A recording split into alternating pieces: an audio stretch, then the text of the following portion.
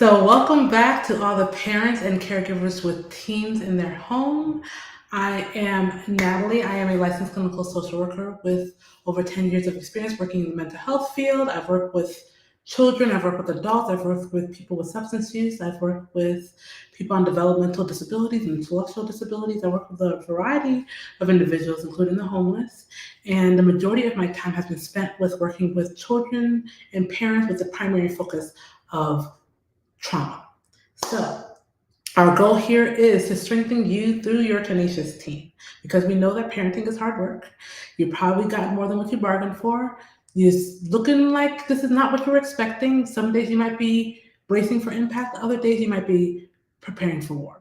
Parenting the tenacious teens of today is definitely not easy. It is a challenge.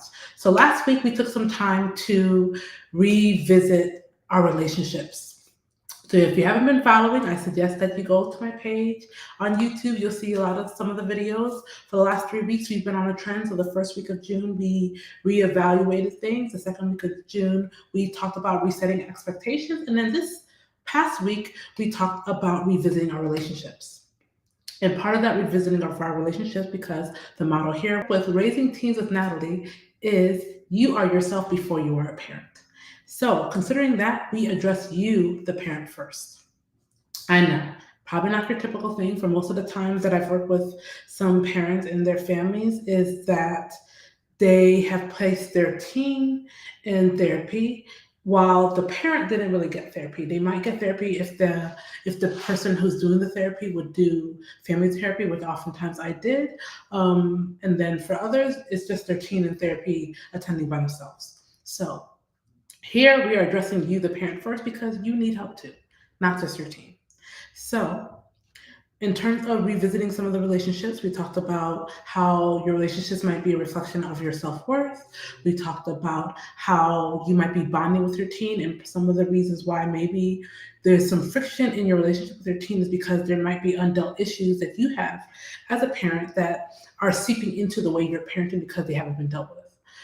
If that is you, then I suggest that you seek help.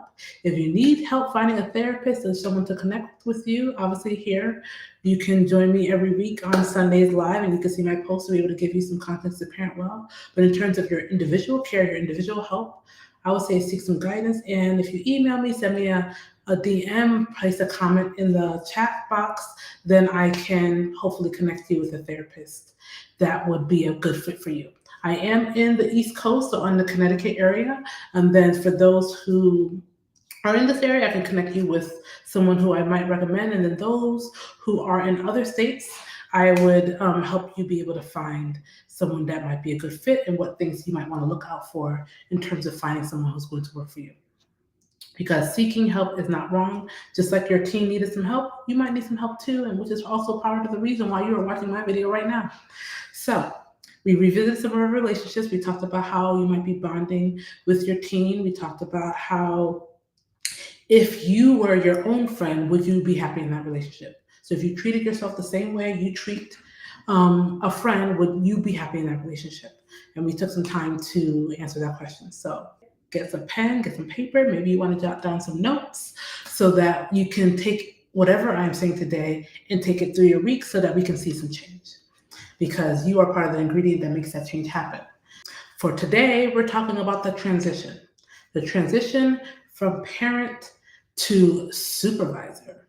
And I say that because your teen, the teens of today do not just comply. You can't just tell them what to do and that they just do it. A lot of the teens today, especially for the tenacious teens in your home who might be stubborn, rebellious, resistant, moody, maybe on the aggressive side, they are going to challenge you. So in order for you to brace for impact, you might need to shift some of your mindset from parent to supervisor. So no longer are they just telling them what to do and they're doing what you say. For some of you parents, you've had a rough go of it where your child, your teen, was acting out of character or had some behavioral issues in early childhood, even until now. For some of you, it was like a switch between, okay, they listen to me all the time, and now in teenage years, they are challenging me a lot more than they used to. Whichever where you are landed in terms of that scenario, That's why the shift in your mindset is needed there. Because parenting is a two-way street. So one way before where you can just tell your teen or tell your child what to do, where to go, how they can behave, where they hang out, who they hang out with. Now your teen is taking a little bit of that driver's seat, and they are the ones who's directing a lot of their life because they are their own person. In a previous post of mine, we talked about your teen has a choice. So you can shift everything you want about how you parent, about how you do things, about how you say things. And they, the teen, might just do whatever they want anyway because the choice is theirs. They can consider what you say, and your relationship will determine how much of what you say they consider. Sometimes they might do what you say, sometimes they might consider what you say, sometimes they want to do it their own way, and they're going to learn a hard lesson. But either way, lessons are okay to learn for you and for them. So, shifting the mindset from parent to supervisor is because parenting is a two-way street. You are giving things and saying things and directing things, but so are they. They get to choose what they take. They get to choose what they respond to. They are going to probably challenge you and say a lot of things, but also reminding for yourself when you're shifting from parent to supervisor is that as a supervisor, you know that people are still learning, they're still building, they're still growing. Some of these people who might be at your job where you're the supervisor is that they don't know what they're doing. This is the first time they're in that job. And because of that, you have to take additional care, some additional steps to train, to model, to show, to reflect. Same thing with your teen. Your teen is new here. They just got here. They might be 14, they might be 18, whichever way they landed, they just got here. They don't know a lot about the world. They know some things. They do know a lot of things, but they don't know everything. And neither do you.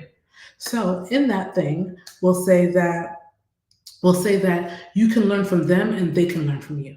So you can share what you want, you can model what you want, you can direct them in any way in which you can, and they can also do the same for you. So let's say you're telling them what to do one day and you say it in a way, and then your teen says something about how you said to them. Because they said something or because they were able to be, let's say, assertive in the moment and be able to tell you how what you said did not sit well with them, doesn't mean that they're being disrespectful. One of the number one complaints I would hear from parents I would work with was that, oh, she's so disrespectful, he's so disrespectful, he's always talking back, she's always talking back. When your teen might just be asking clarifying questions. Your teen might just need to ask you a question to understand what you're saying. Maybe what you're saying didn't sit well with them and they wanted to let you know. But when you are only driving a one-way street of parenting, you think everything that they're saying is disrespectful. You don't consider what they want to say. You can't even create an environment where you can even receive from them. So we need a two-way street in this parenting game. It is necessary. So shifting your mindset from parent to supervisor is helping you to create that two-lane road, the two-way street, where you are going forward and they're going this way, so that you guys can pass each other and not have so much friction in the home. So your teen is not always talking back. Everything is not disrespectful. Part of the way that they are, because they are growing, because developmentally they're having a shift in their brain, their hormones and everything, they're going to challenge, because in this state of where they are, they're trying to understand who they are as a teen. They're trying to understand their environment, where they fit in, who they want to be, where they want to go, how they want to grow up. They're trying to make all those decisions with very limited information. So part of the information that they need in order to do that well comes from you, comes from how your relationship is with them, comes from how you are showing up from day to day, because they are taking their cues from you, which is how parenting is also a two-way street. It's not just what you say, but it's also what you do. So if you say one thing, but you do another, they are clocking it. And when they're clocking it, they're going to say something. And when they're clocking it, it also builds distrust, where they can't trust what you say or do because they're seeing that there's some inconsistency between what you're saying and doing. Trust might be the number one ingredient that's missing from your relationship, which is why there's so much friction in your home. Other reasons might just because your teen just went through a lot of stressful events, whether it be they lost a loved one, they lost a pet, they've moved from place to place, maybe they're having a hard time at school. So in terms of a two-way street also means communication, where you are sharing with them and they're sharing with you. But in order for them to share, you have to create an environment where they know that they can share without judgment, without repercussions, without you getting too angry or upset or feeling some type of way, or you're going to guilt trip them over what they shared with you. Part of that has to do with whether they feel like it is a comfortable environment to even able to share.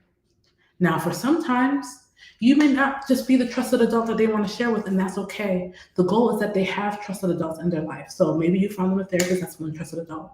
Maybe it's a teacher that they like. Maybe there's a guidance counselor that they like. Because you as a parent can't do it on your own. You need help. You need a village. And part of that village is the therapist, the doctor, the teacher, the counselor, maybe your child's friend's mother or father. So maybe think about those in terms of the two-way street as well, because on a two-way street, there's multiple cars. It's not just one. It's not just you and your team. There's multiple cars. And if you don't have a village, then hopefully being here with me can be part of that village in terms of you getting the help, the support that you need in order to thrive, in order to do this parenting thing well, because your teen is depending on it. So that is all I have for today. I know that we normally go live every Sunday at 7 p.m. We didn't go live this past Sunday just because I am away on vacation, which is why you guys are getting a video today. But we go live every Sunday at 7 p.m.